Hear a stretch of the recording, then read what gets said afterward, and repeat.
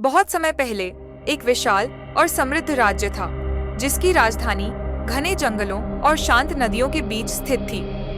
इस राज्य के राजा अश्वसेन अपने बल, वैभव और शक्ति के लिए प्रसिद्ध थे, लेकिन उनका स्वभाव क्रूर और हिंसक था। राजा को शिकार करना, जीवों को मारना और मांस का सेवन करने का काफी शौक था। एक दिन राज्य में एक संत ऋषि सुमेध आए। वे तपस्वी थे और अपनी करुणा और शांत स्वभाव के लिए प्रसिद्ध थे। राजा ने उनका स्वागत किया और उन्हें राजकीय भोज का निमंत्रण दिया। ऋषि सुमेध को खाने के लिए तरह तरह के पकवान परोसे गए, लेकिन जब उन्होंने देखा कि खाने में मांस परोसा गया है, तो उन्होंने विनम्रता से भोजन करने से इनकार कर दिया। राजा ने आश्चर्य से पूछा, महात्मा, क्या यह भोजन आपके योग्य नहीं है? यह मांस सबसे उत्तम है। इसे हमने जंगल के सबसे शक्तिशाली जानवर से प्राप्त किया है। आप इसे क्यों नहीं खा रहे? ऋषि सुमेध मुस्कुराए और बोले, हे राजन, क्या आप जानते हैं कि इस भोजन के पीछे कितने प्राणियों का दर्द और भय छिपा है? क्या आपने कभी सोचा है कि जिस जानवर को मारकर यह भोजन बनाया गया है, वह भी जीवित रहना चाहता था, अपनी संतान की देखभाल करना चाहता था और प्रकृति के संतुलन में अपना योगदान देना चाहता था। राजा ने उनकी बात सुनकर कहा, महात्मा, हम राजा हैं। शिकार करना हमारा धर्म है और यह भोजन हमारी शक्ति का स्रोत है। फिर इसमें गलत क्या है? यह सुनकर ऋषि ने कहा, प्रत्येक प्राणी में आत्मा है।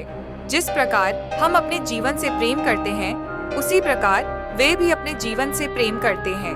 मांस का सेवन केवल पेट भरने के लिए नहीं, बल्कि करुणा और संतुलन के सिद्धांत का उल्लंघन है। ऋषि ने कहा, राजन, मैं आपको एक कथा सुनाता हूँ, शायद इससे आपकी सोच में बदलाव आए।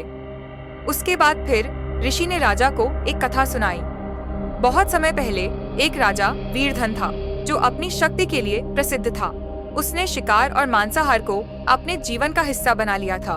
एक दिन जब वह शिकार पर गया, तो उसने एक हिरण को अपने जाल में फंसा लिया।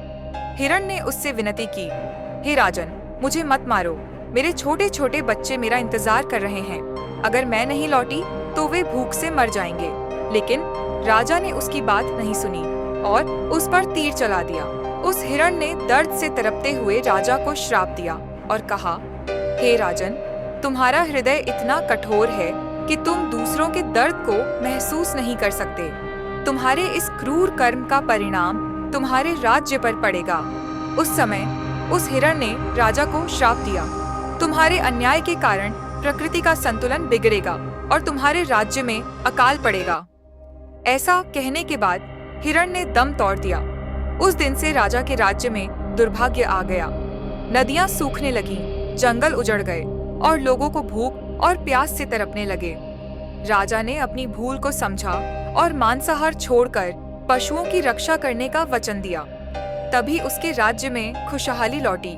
ऋषि की बातें सुनकर राजा अश्वसेन ने अपने जीवन पर विचार किया।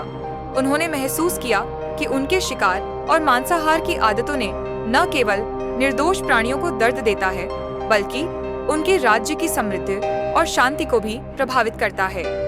उन्होंने उसी दिन से शिकार और मांसाहार का त्याग कर दिया और अपने राज्य में अहिंसा का प्रचार करना शुरू कर दिया।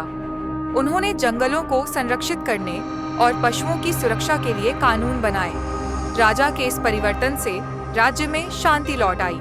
ऐसे ही और वीडियोस देखने के लिए लाइक, शेयर और सब्सक्राइब करें इस चैनल को।